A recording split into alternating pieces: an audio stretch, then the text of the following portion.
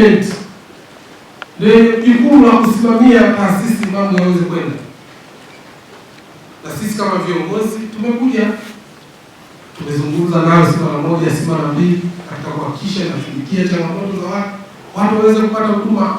Tumeuliza hapa management, moja ya jukumu kubwa kusaidia taasisi na kusaidia sisi viongozi mambo yaweze kwenda.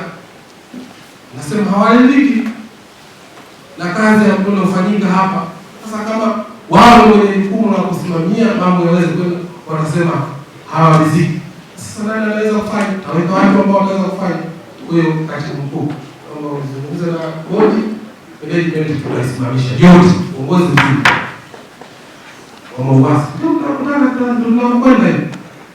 management nzima, uongozi mzima unaoitwa MOUWASA tutausimamisha, na kuanzia sasa mamlaka yetu itakuwa chini ya uangalizi wa wizara yetu ya maji. Asante. Kazi yetu sisi wanasiasa ni kuhakikisha wananchi wanakuwa na furaha, na nyinyi wenyewe mko tunaishi pamoja huko kwenye kazi zetu.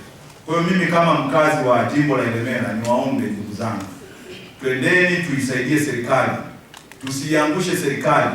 Wote tuko hapa ni kwa sababu tunatekeleza ilani ya Chama cha Mapinduzi, na sisi wananchi na sisi wawakilishi wa wananchi tunapoona kuna tatizo ni lazima tuliseme. Kwa hiyo Mheshimiwa Waziri, baada ya kusema haya machache, mimi niendelee kuwatia moyo ndugu zangu hawa, tuendelee kupambana tatizo hili tulikamilishe na liwe mwisho. Na kwa wale ambao wanaotoa mgao, mtoe na niongee kwa hii kidogo. Wale ambao wazee wa switch wa on na off, jamani, saa 9 usiku tuache kuleta kuswitch hizo switch saa 9 usiku. Watu wanakuwa wamelala, wanakuwa kama wananchi wanaona mnawavizia. Wakiwa wamelala wewe ndio unawasha mashine.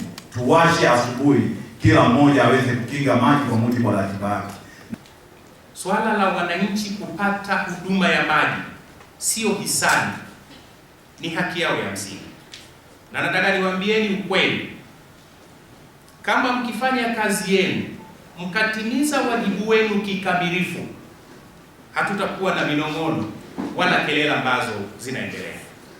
Nataka niwaombe sana ndugu zetu wa MOUWASA, kazi mnaoifanya na sisi kazi tunaoifanya wote ni kazi ya kuwatumikia Watanzania. Jengeni urafiki na watu mnaowahudumia. Jengeni mahusiano mazuri na wateja wenu.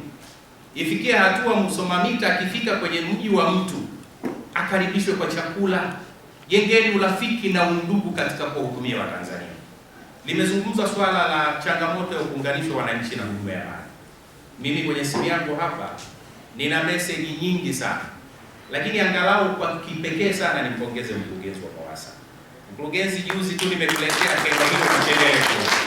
Yaani mkurugenzi wangu kwa kweli nimwambia anifanye kazi yangu ya ubunge.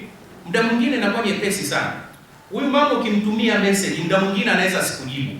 Majibu unayoyapata kutoka kwa mteja, mheshimiwa tayari imekwisha